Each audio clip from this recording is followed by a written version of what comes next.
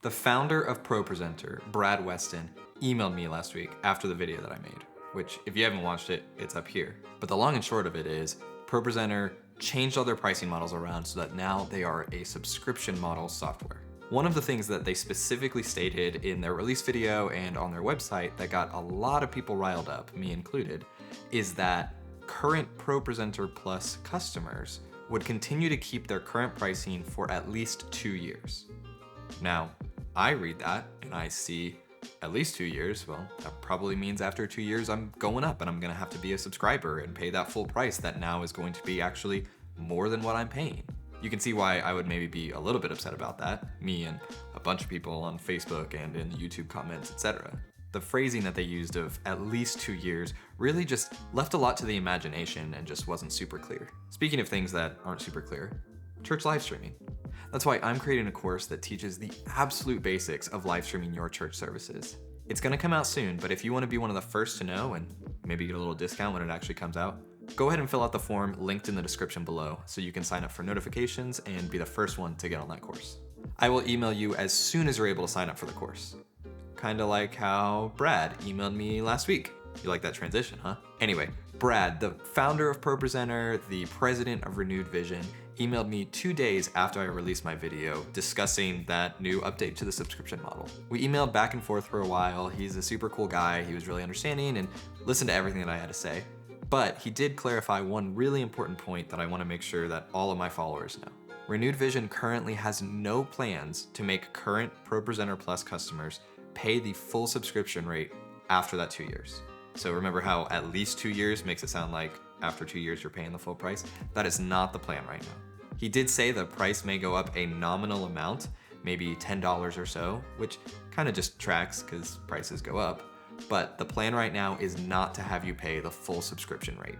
Apparently the at least 2 years was supposed to provide a little bit of peace of mind, but it obviously did the opposite of that to a lot of people, myself included.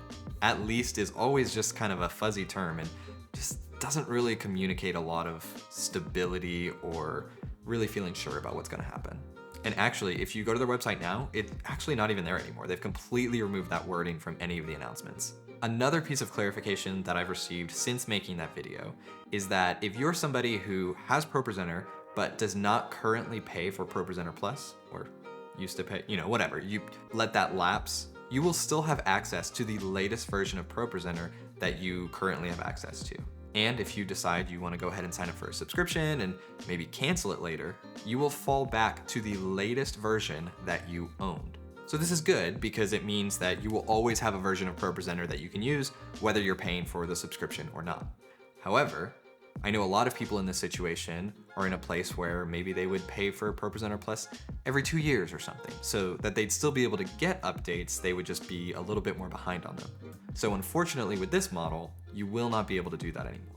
If you sign up for the subscription, you will get updates as long as you have that subscription. But as soon as you let that subscription lapse, you will fall back to where you were before you paid for the subscription.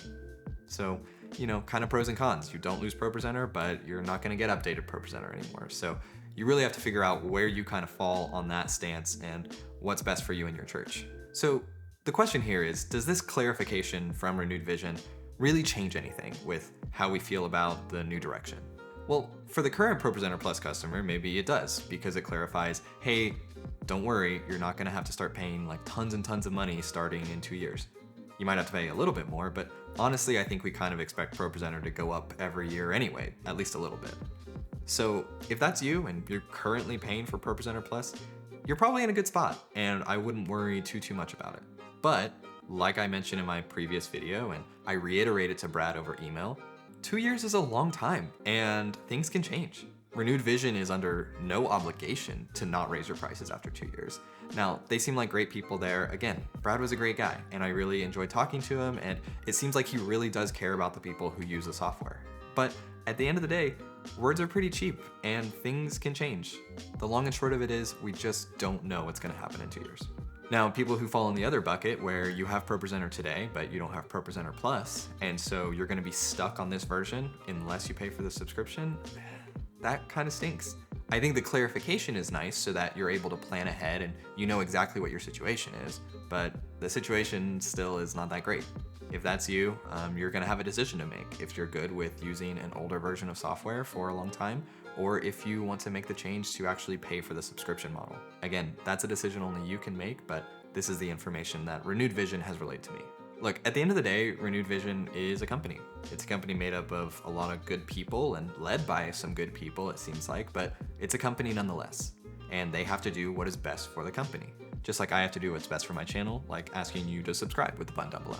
Again, I think there's a lot of great people who work there and that they really care about the software and the churches and the people who use it and the lives that are changed because of it. But companies have to make money, and generally the amount of money that they make today has to be greater than the amount of money that they made yesterday, and so on and so forth, to continue supporting the other costs that they have, whether that's more developers or more support or just the rising costs of technology and development and inflation and whatever else. So you can be sure that any decision that they're making to change the pricing is so that they can make more money in order to support those things. Unfortunately, that does get passed down to the consumer, but that's just kind of the way of the road. It's just another thing that we really need to keep in mind anytime we're buying any software, whether it's a one-time cost or it's a subscription. Things get more expensive, pricing models change, etc., etc. But at the end of the day, we're using a product, and if you like the product, you have to pay for the product. And just like Joshua said, as for me and my church, we will use ProPresenter, or something like that. Until next time.